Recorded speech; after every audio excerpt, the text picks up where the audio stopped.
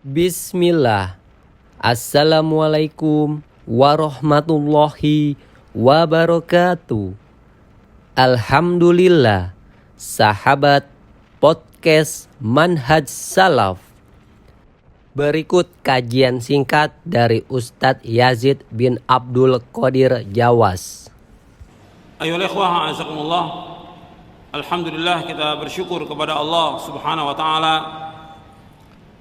atas segala nikmat yang Allah karuniakan kepada kita, nikmat Islam, nikmat iman, nikmat sehat, nikmat afiah, nikmat dijauhkan oleh Allah dari berbagai macam malapetaka, nikmat diberikan hidayah di atas Islam dan sunnah. Ini merupakan nikmat yang paling besar yang wajib kita syukuri. Atas semua nikmat yang Allah karuniakan kepada kita, maka nikmat yang paling besar yaitu nikmat Islam dan sunnah. Kita diberikan hidayah di atas Islam dan kita diberikan hidayah di atas sunnah Nabi sallallahu alaihi wasallam. Kemudian kita juga bersyukur kepada Allah SWT, diberikan hidayah taufik oleh Allah untuk senantiasa menuntut ilmu syar'i. Ini merupakan kewajiban atas setiap muslim dan muslimah. Wajib bagi siapa aja, wajib talabul ilmi syar'i. Apakah dia orang tua, seorang anak, seorang pemimpin, rakyat, pejabat, bawahan, orang kaya, orang miskin, wajib bagi mereka semuanya menuntut ilmu syar'i. Karena Nabi bersabda SAW, talabul ilmi faridatun ala kulli muslimin. Menuntut ilmu wajib atas setiap muslim. Kalau disebutkan muslim, termasuk muslimah, wajib. Kemudian juga menuntut ilmu ini harus kita lakukan terus sampai kita diwafatkan oleh Allah SWT. Nggak boleh berhenti. Nggak ada dalam Islam berhenti nuntut ilmu, nggak ada. Sebagaimana juga tidak ada bagi kita berhenti ibadah, tidak ada. Ibadah terus sampai mati, nuntut ilmu juga wajib kita tuntut sampai kita mati. Sebab Allah berfirman di akhir surah Al-Hijr, wa'bud rabbaka hatta ya'tiyakal yaqin. Beribadahlah kamu kepada Allah sampai datangnya al-yakin. Maksudnya al-yakin al-maut, datangnya kematian. Nuntut ilmu termasuk ibadah. Maka kita wajib untuk terus menuntut ilmu syar'i sampai kita wafat. Dan nuntut ilmu ini jalan menuju sorga. Kalau orang tanya, kenapa kita selalu dan senantiasa menuntut ilmu syar'i? Karena ini jalan menuju sorga. Karena kita hidup diciptakan oleh Allah untuk ibadah, dan kita ingin dengan ibadah ini kita dimasukkan oleh Allah ke dalam sorga. Tujuan hidup seorang mukmin dan mukminah sorga, bukan dunia. Nabi bersabda SAW, wa man salaka tariqan yaltamisu fihi ilman sahhalallahu lahu bihi tariqan ilal jannah. Barang siapa yang berjalan untuk menuntut ilmu, maka Allah mudahkan jalannya ke sorga. Hadis ini sahih, diriwayatkan oleh Imam Muslim dan yang lainnya dari sahabat Abu Hurairah radhiyallahu an. Barang siapa yang berjalan untuk menuntut ilmu, Allah akan mudahkan jalannya ke surga. Ikhwani fid din wa akhwat fillah, azakumullah. Majelis ilmu merupakan taman-taman surga. Majelis ilmu merupakan taman-taman surga. Makanya ketika kita berada dalam majelis ilmu, kita ada jaga adab-adab. Ini taman-taman surga. Kata Nabi SAW, idza maratum bi riyadil jannah farta'u. Apabila kamu melewati taman-taman surga, kamu duduk di situ. Apa taman surga? Hilaqul dzikr. Halaqahnya zikir yang diajarkan Quran, diajarkan sunnah Nabi sallallahu alaihi wasallam. Hadis ini dihasankan oleh Syekh Albani dalam silsilah hadits as-sahihah dan juga yang lainnya. Jadi hilaqul dzikir, halaqahnya zikir yang diajarkan Quran, diajarkan sunnah, diajarkan tentang hukum-hukum Allah, itu namanya halaqah zikir. Makanya kita disuruh untuk bertanya kepada ahlu zikir. Ahlu zikir maksudnya ahlul ilmi. Fas'alu ahlal zikri in kuntum la ta'lamun.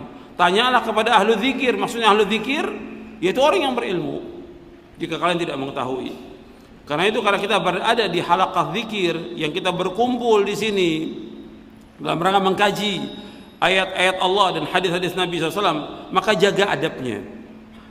dengarkan baik-baik. Antum pertama kali perhatikan semuanya, baik bagi saya, bagi antum juga. Pertama kali harus ikhlas karena Allah. Tanpa keikhlasan nggak ada manfaatnya semua kedatangan kita. Tanpa keikhlasan antum datang ke tempat ini nggak ada manfaatnya. Semua panitia tanpa keikhlasan nggak ada manfaatnya. Itu ingat tuh. Kita diperintah oleh Allah untuk ikhlas karena Allah, bukan untuk mencari sesuatu.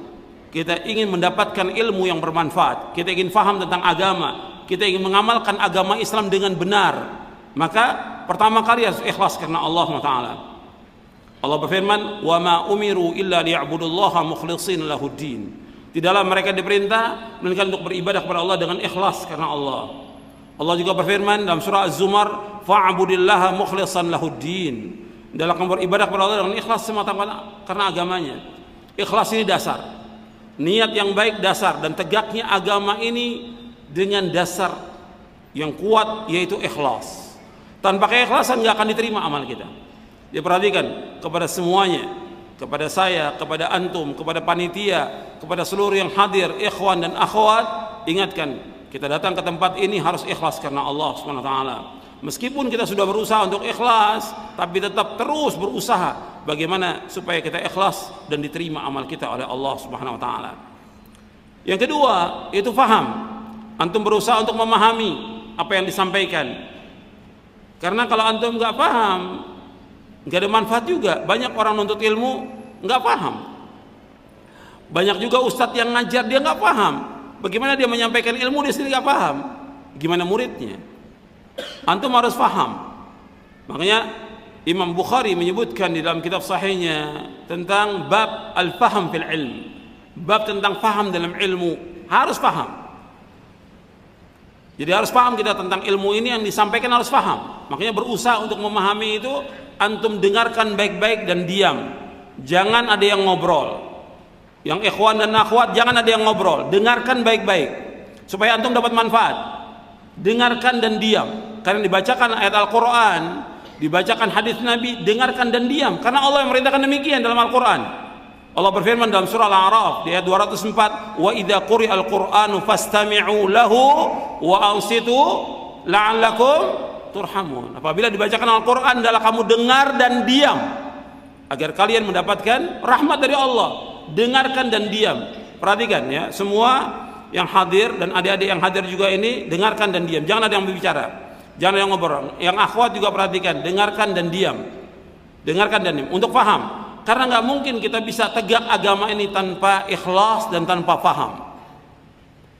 Kata Imam Ibnu Qayyim di dalam kitabnya I'lamul Muwaqqi'in di juz yang pertama, kata beliau, Islam itu tegak dengan dua. Yang pertama dengan husnul qasd, yang kedua dengan husnul faham. Islam tegak dengan dua. Yang pertama dengan husnul qasd, yaitu niat harus ikhlas karena Allah. Niatnya harus benar karena Allah. Yang kedua husnul faham, dia harus paham tentang agama. Tegak agama ini ikhlas dan dia paham tentang agama. Kalau dia paham tentang agama, dia wajib mengamalkan agama itu dan dia menyampaikan agama kepada umat dengan benar, dengan ikhlas dan dengan pemahaman yang benar. Al-Quran was sunnah ala fahmi salaf, nggak ada yang lain. Hanya satu jalan menuju kepada Allah, jalan yang telah ditempuh oleh Rasulullah SAW dan para sahabatnya radhiyallahu anhum ajma'in. Itu yang wajib kita tempuh. Itu jalan selamat dan itu jalan yang membawa manusia ke surga. Antum ingat itu. Ini jalan menuju surganya satu, jalan tempuh Rasulullah SAW dan para sahabatnya. Dan setiap ilmu yang disampaikan kita harus paham. Makanya para ulama ketika membaca kitab itu mereka berusaha untuk memahami isi kitab itu. Bukan sekedar tamat, tapi paham dari apa yang dikaji. Makanya untuk mendukung pemahaman ini, supaya antum paham, antum dengarkan, antum diam. Untuk bisa paham yang disampaikan, antum dengarkan, antum diam, antum catat. Yang menyuruh mencatat Rasulullah SAW. Nabi bersabda SAW, qayyidul ilma bil kitab, ikat ilmu itu dengan tulisan.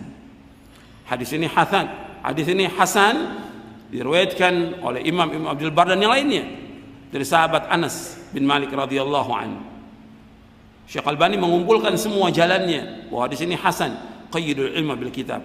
Anas bin Malik juga mengatakan radhiyallahu anhu, qaidul ilma bil kitabah, ikat ilmu itu dengan tulisan. Jadi, untuk bisa paham, dengarkan, diam, catat apa yang disampaikan. Kemudian nanti setelah itu kita berusaha untuk mengamalkan, karena buahnya ilmu untuk diamalkan. Buahnya ilmu diamalkan.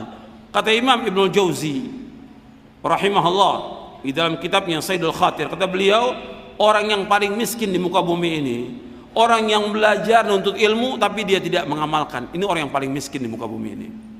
Makanya kita harus mengamalkan ilmu ini. Kemudian setelah itu mendakwakan kepada diri kita, kepada keluarga, dan kepada sanak kerabat agar mengamalkan ilmu syar'i ini. Yuk sahabat, bantu sebarkan dakwah salaf. Semoga dakwah ini bisa terus berkembang. Rasulullah Shallallahu Alaihi Wasallam bersabda, barang siapa yang menunjuki kepada kebaikan, maka dia akan mendapatkan pahala seperti pahala orang yang mengerjakannya. Hadis riwayat Muslim nomor 1893.